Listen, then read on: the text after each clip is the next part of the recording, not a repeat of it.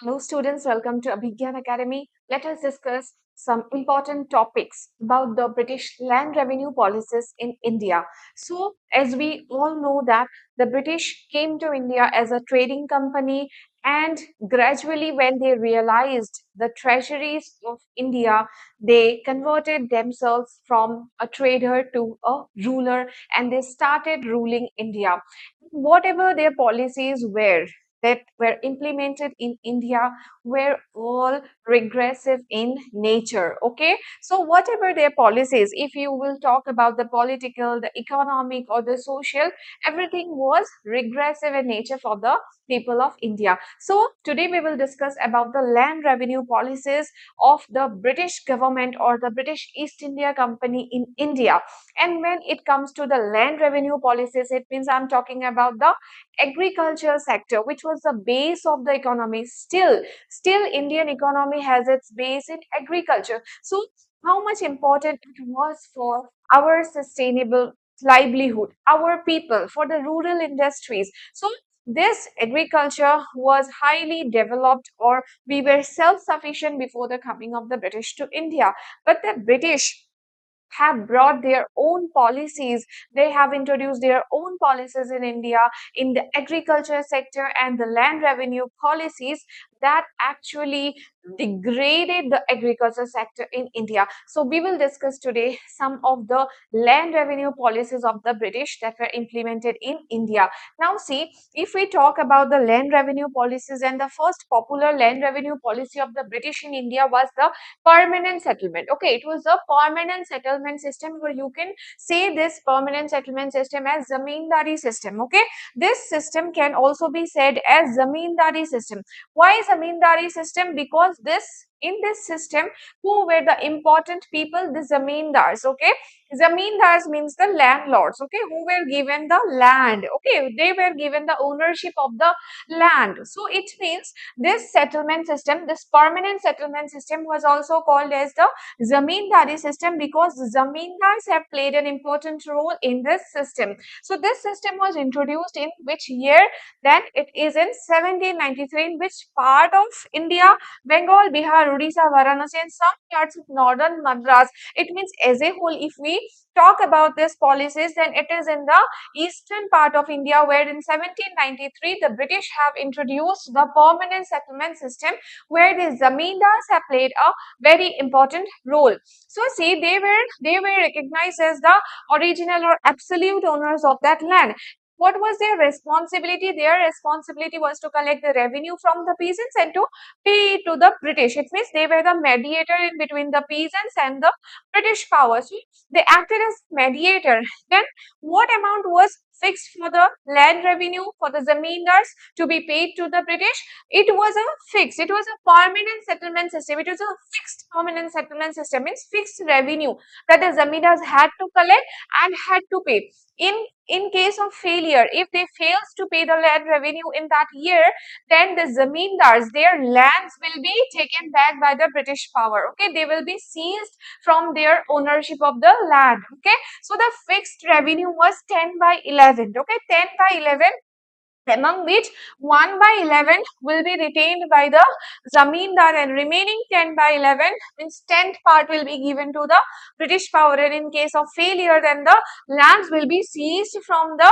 zamindars by the British power. Okay, so this system, that is why it was called as the permanent settlement system or the land revenue system in India. Okay, so now this year was 1793, and one important clause is there, that is called as your sunset clause. So what is the sunset clause? Sunset means was sunset. Okay, sunrise, sunset.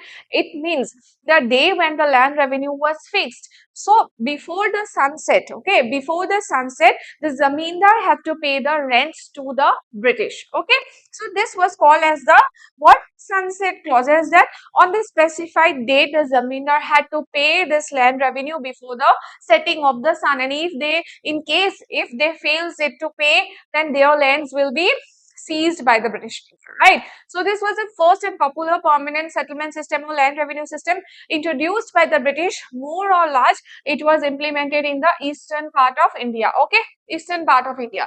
Then another land revenue system, that is your Ryotwari system, okay, Ryotwari system, Ryot, R-Y-O-T, okay, R-Y-O-T, Ryot means a peasant or a farmer. Now, in this system, what was happening? Because earlier, what was happening? The zamindari system, mein, the zamindars were getting powerful, so they were misusing their power. Okay, they were misusing their power. They were exploiting the peasants. The poor farmers were exploited. So now that is why to bring reform in the land revenue policies, the British have introduced another land revenue system that was called as Ryotwari system. And here, Ryot means the peasant. So here, what will happen? There will be no middleman. Okay, like in that case, we have seen that the zamindars were the middlemen. Now, in case of Ryotwari system, there were no middlemen. It means that directly the British will deal with the farmers, with the peasants, with the ryots. That is why this is called as Ryotwari system. It means earlier the ownership of the land was given to the zamindars. Now the ownership of the land is given to the ryot, means to the peasants. Now they are directly responsible for paying the land revenue to the British power. Okay, the same thing is applicable here. If they fails to pay, then they will be seized from their ownership of the land. The same thing is applicable here. See, but the area where this land revenue system was implemented, it was in the southern part of India. Okay, in the southern part of India, Madras, Bombay, parts of Assam also, parts of Kurg provinces also.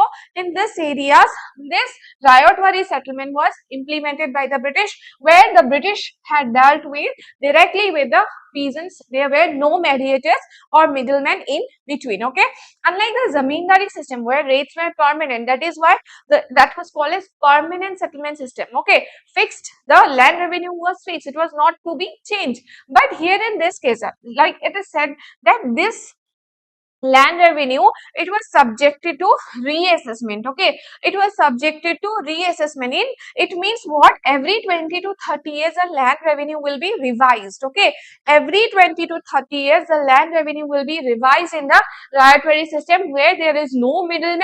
And what happens here, the British will be directly dealing with the peasants here. Okay, so here it means the land revenue will be reassessment will be there, and it will be revised. Okay, what is happening here? When the riots, when the peasants were not able to pay the land revenue, their lands were also seized. And in case of non-payment, what they do, this peasants, the poor farmers, they used to approach the local zamindars for the payment, for the money lending. Okay, which becomes an unofficial source of funding for them. But when they approaches the local zamindars or the money lenders, they get the loan. But in collateral, they used to give their land property. The collateral will be their land records. So in that case, their property was seized by the money lenders. Okay, so in this way, they were falling into a debt trap. They were falling into a debt trap. That is why this land revenue policy was also regressive in nature. Okay, one another point I have said here, first implementation initially tested by Alexander. Okay, this practice was actually implemented by Alexander Reed. Later it was properly expanded or properly implemented by Thomas Munro. Okay, in India, I'm talking about in India. Then comes another land revenue system. We have three popular land revenue system policies of British that were implemented in India. We have discussed the permanent settlement system and the Ryotwari system. The third one is your Mahalwari system. Okay, Mahalwari system, which was more popular in North India. Okay, it was more popular in North India and also in some parts of Central India. Mahal means what? If we break the term Mahal means village or group of village. If it is a big village, then it will be a big village under one point, and if it's a small village, then there will be a group of villages. Okay, so Mahalwari system means group of villages or a big village. So this was more popular in northern India, and this was implemented by Holt Mackenzie and later reformed by Lord William Bentinck. Okay, now if we see, this covered the northwestern part of India and some parts of central India. What happens here? Here in this case, the land revenue will be collected by the village headmen. Okay, there will be no zamindar, there will be no middleman, but the land revenue will be collected by a village headman who will pay the land revenue to the British, and the village headman who will collect the land revenue will be decided, means will be selected by the villagers themselves. Okay? So here what will happen, there will be no headman, means middleman.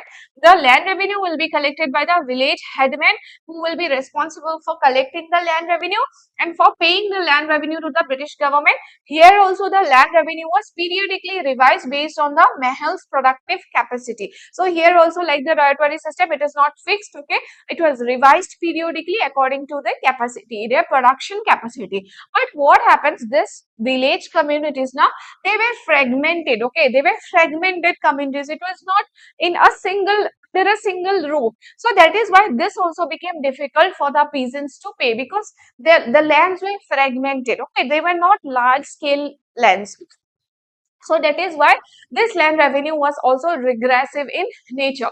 So in a whole, okay, in a whole assessment, if we see, then we can say that the land revenue policies of the British, that is Zamindari system or Rayatwari system or Mahalwari system, more or less they were regressive in nature. It was not for the development of the peasants as a whole. Okay, it was only for benefiting the British power in India. Okay, only for the benefiting of the British power in India. So that is why if we talk about their land revenue policies, they were not progressive in nature, they were only regressive in nature, right? So that is why this land revenue policies are very, very important.